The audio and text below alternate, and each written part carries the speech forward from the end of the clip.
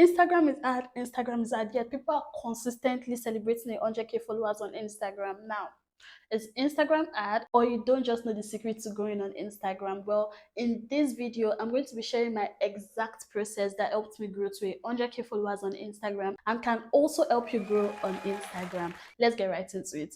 So, sincerely, to grow on Instagram, I personally use 5 steps, and these steps has also helped me help other clients grow on Instagram, and I'm sharing it to you right now so you can implement it into your Instagram strategy.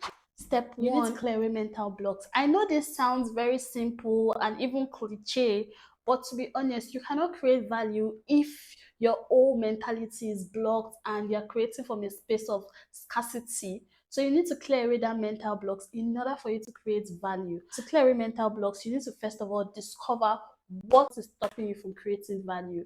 As for me, one of the things that was my mental block, especially in the beginning, was the fear of missing out and also comparison. Like, I remember when I came on Instagram in 2020, so everyone was obsessed with what the CEO of Instagram was saying. Everyone was posting that, oh, algorithm has changed, algorithm has changed. And it almost kept me in a place of, are you really sure you're ready to create? If you don't know how the algorithm works, why not just wait? But then I was like, you know what? I trust myself and I'm going to do what I know. I've gotten enough information. I have a whole checklist, which I'll send to you after this video.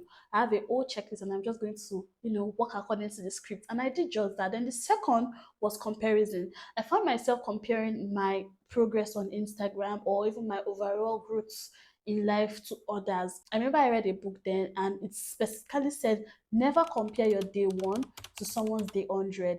And even in a scenario whereby you and someone are both starting in the same day one, your journey is different from another person's journey. Just focus on your own lane. And that's exactly what I did. Yeah, so you need to find your mental blocks and clear it away in order for you to be ready to create value. Period. Step two, create a content ecosystem. A content ecosystem is everything you'll be doing to create quality content on social media.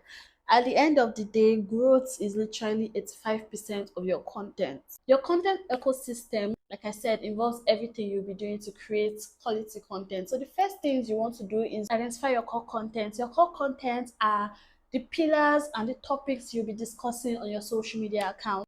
Your core content are 3 to 4 things you'll be talking about on social media. So you want to first of all understand what are the things you're passionate about. So for instance, in my own case, I was passionate about social media. So I had to sit down and think, what are the things that I can consistently talk about that is related to social media? So now I created 4 topics. The first was Instagram growth, the second was marketing, the third was content creation, and the fourth was personal brand. That's me as a whole, Lola as a whole. So these were the 4 things I decided to talk about on my social media. So you want to identify what are your 4 topics you can consistently talk about that you're passionate on.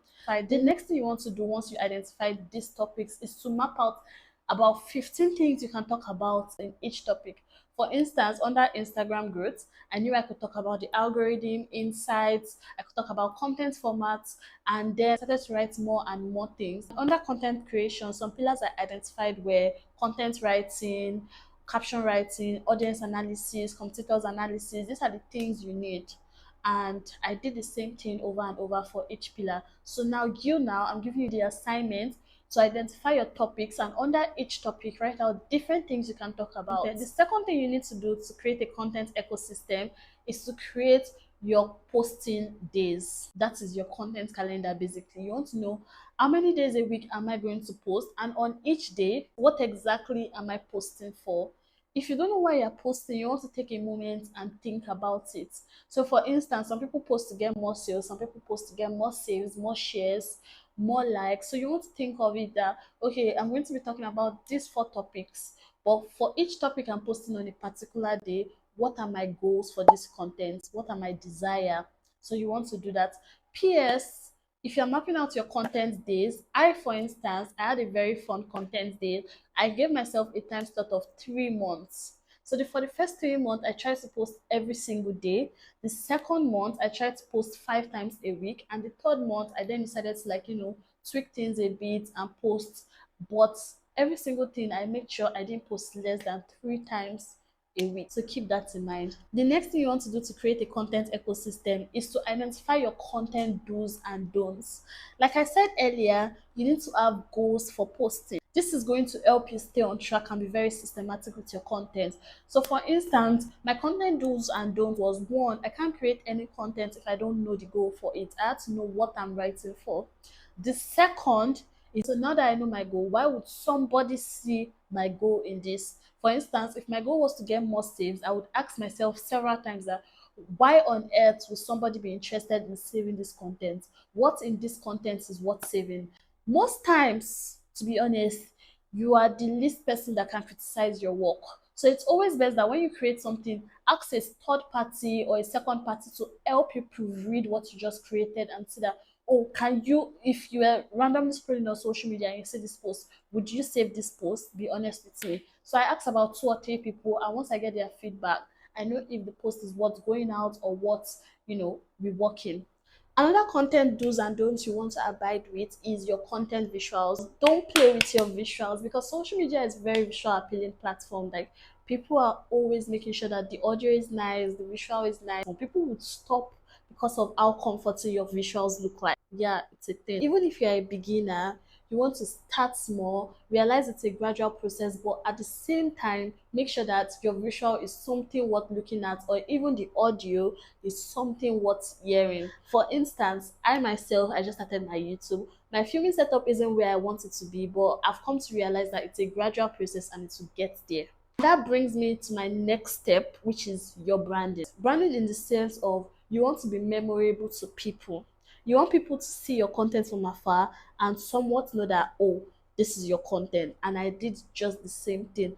For instance, branding comes in different variations. You can brand your colors, brand your filming setup, brand like just something, key messages you can keep in your content that people would know that, oh, this content was created by this. And for my case, I did a very simple setup. Like, I keep it natural and realize that I grew in the journey. So for instance, the only thing I tried to brand when I started was my colors. I wanted to make sure that when people see my content, they would know me for the color pink. And they did. I had countless of people who told me that they followed me because of the color pink on my page. I know it sounds like it's that a thing, but it's a thing. People would relate to you based on how you brand yourself on social media and brand your content. So you need to work on your own branding. What are some key things that people can associate you with?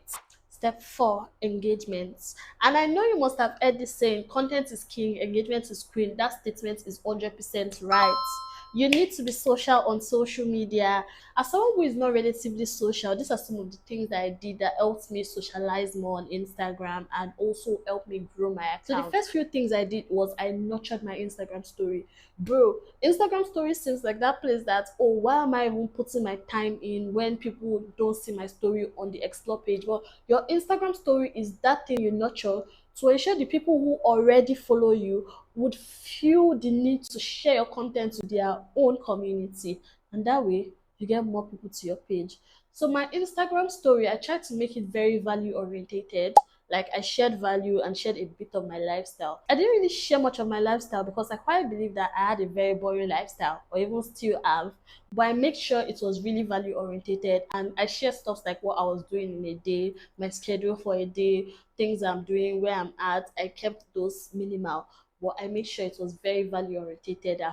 What people are following me for, they see a bit of it on my Instagram story. Then on engagement, you want to be really helpful.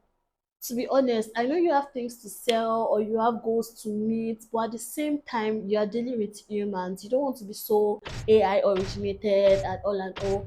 You want to reflect yourself in your posts, in your engagement, in your approach. You want to be really, really helpful. And by being helpful, you can set up polls where you ask what people are doing, set up open-ended question where you tell people what you are doing and you ask them what they are doing. And most importantly, you want to be in people's DMs. And some ways you can be in people's DM is when you see they post something really meaningful, reach out to people in their DM, thank them for what they posted, ask how their day is, and just be helpful to people in general.